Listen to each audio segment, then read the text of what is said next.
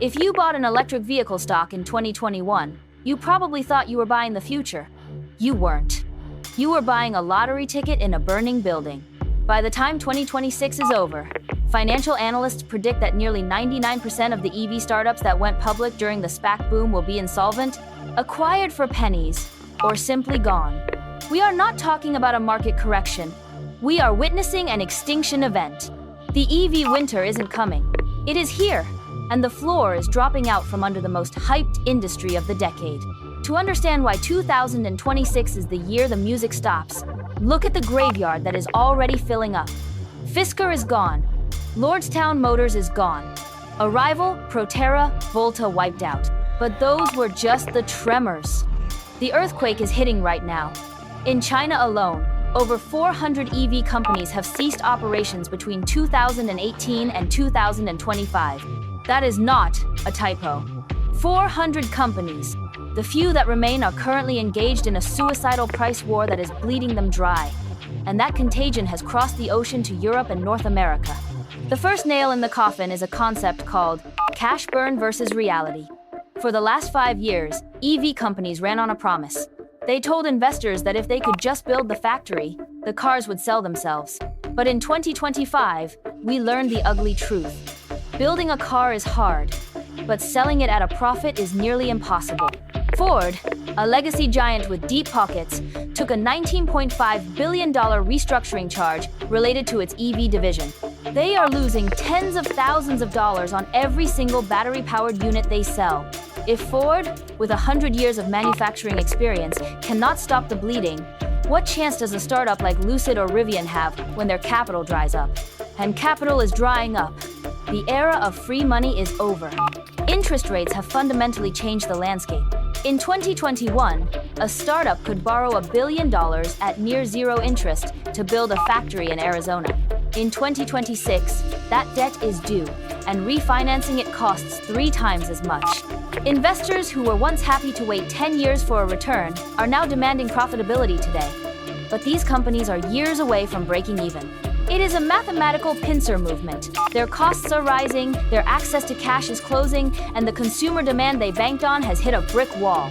This brings us to the second fatal problem, the early adopter cliff. We have officially run out of rich people who want a second or third car to look cool in their driveway. The first wave of EV buyers were wealthy, tech-savvy, and forgiving. They didn't mind if the panel gaps were uneven or if the software glitched, because they were part of a movement. But the mass market? The average person buying a Toyota Camry or a Honda CR-V, they are not forgiving. They care about price, reliability, and convenience. And right now, the EV value proposition for the average struggling family is terrible. Resale values for electric vehicles have collapsed. If you bought a luxury EV 2 years ago, it might be worth half of what you paid today. That is a financial disaster for consumers. It means leasing companies are jacking up prices to cover their losses. It means dealerships are refusing to take EVs as trade-ins. When the average consumer sees their neighbor losing $30,000 in depreciation on a supposedly future-proof car, they don't rush out to buy one. They stick with gas, or they buy a hybrid. This shift to hybrids is the silent killer of the pure EV startup. Toyota predicted this. They were mocked for being slow to adopt full electrics. But in 2026, their hybrid strategy looks like genius, while pure-play EV companies are suffocating under unsold inventory. Then there is the charging infrastructure, which remains the industry's broken promise. Despite billions in government subsidies, the public charging network in the US and Europe is still a fragmented mess of broken plugs, confusing payment apps, and long wait times. The mass market consumer looks at this and says, "No thanks." They are not willing to plan their life around a charging map. This hesitation has caused inventory to pile up on dealer lots. In late 2025, days supply of EVs, a measure of how long a car sits before selling, was nearly double that of gas cars. When cars sit, they rot. Not physically, but financially. Automakers have to slash prices to move them, which destroys their margins even further. It is a death spiral. We also have to talk about the China factor. This is the elephant in the room that Western governments are frantically trying to fence off with tariffs, but it's too late. Chinese manufacturers like BYD have achieved a level of vertical integration that Western startups can only dream of. They own the lithium mines, they own the battery factories, they own the chip makers. They can build a high-quality EV for a fraction of the cost of a Rivian or a Tesla. Even with 100% tariffs, the mere existence of these cheap, high-tech cars puts a psychological cap on what consumers are willing to pay. Why would anyone pay $60,000 for a mediocre SUV when they know the rest of the world is buying a better one for $25,000? It forces Western companies to cut prices to compete, but they don't have the margins to survive those cuts. The supply chain itself has turned into a weapon. For years, the narrative was that battery prices would keep falling forever. But that trend has hit a snag.